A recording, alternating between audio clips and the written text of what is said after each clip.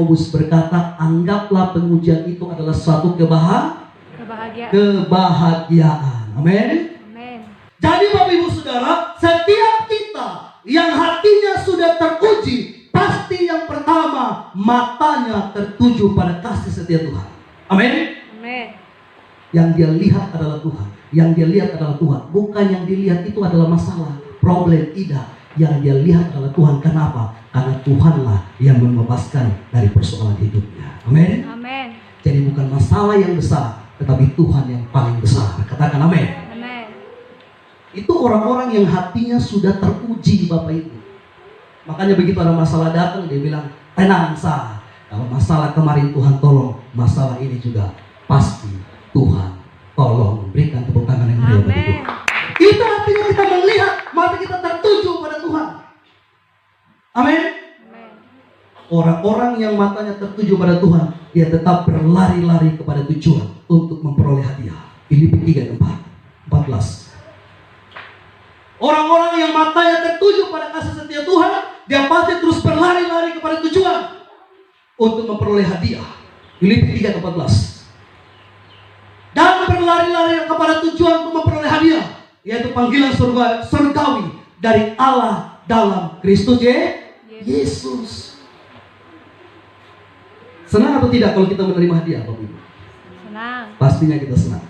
Apalagi kita mendapatkan hadiah dari Tuhan. Amin. Katakan amin. Hanya orang-orang yang berlari sampai pada tujuanlah yang mendapatkan hadiah dari Tuhan. Kalau mata kita tertuju kepada kasih setia Tuhan, tentunya kita mau berlari kepada Tuhan, berlari kepada tujuan untuk mendapatkan hadiah yang telah disiapkan Tuhan bagi kita. Oleh karena itu Bapak Ibu Saudara, semua kita harus sampai atau mencapai garis akhir. Amin.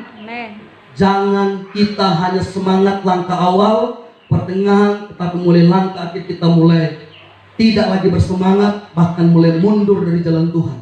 Dengarkan baik-baik, Tuhan melihat langkah akhir kita, bukan langkah awal kita. Kita buka Kisah Rasul 20 ayat 24. Kisah Rasul 20 ayat 24. Kisah Rasul pasal yang ke-20 ayat 24.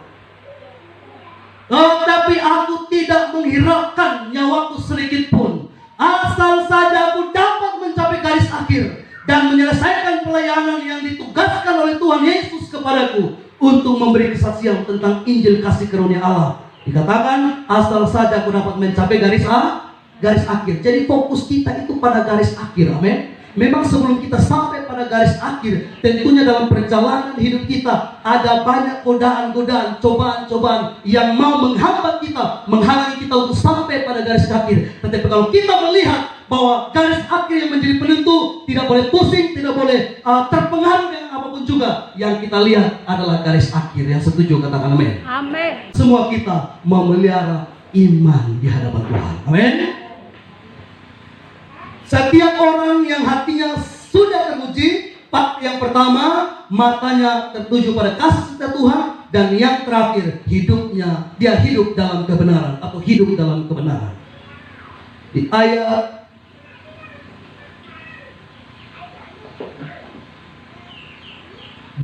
ayat 3 bagian B.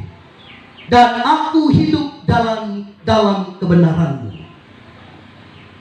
Dan aku hidup dalam kebenaranmu.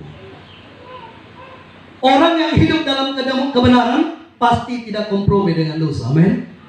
Orang yang hidup dalam kebenaran sudah pasti dia menjaga hati dan pikirannya, dia menjaga ucapannya, dia menjaga sikapnya, dia menjaga perbuatannya untuk tetap sejalan dengan firman Tuhan.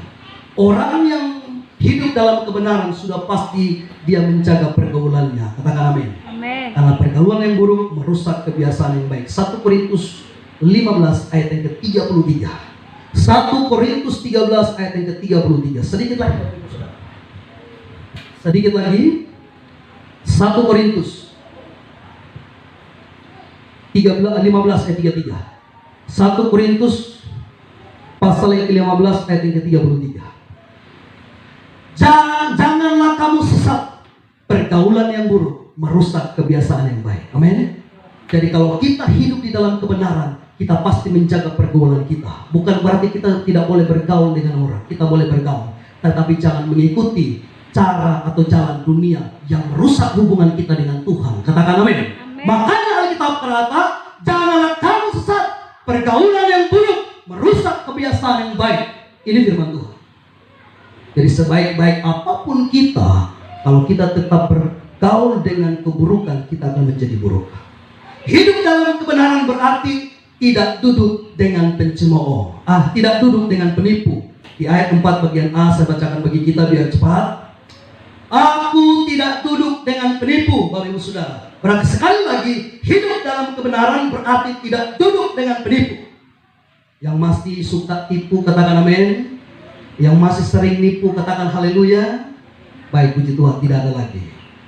Hidup dalam kebenaran berarti tidak bergaul dengan orang munafik. Ayat 4 bagian B. Dan dengan orang munafik aku tidak bergaul.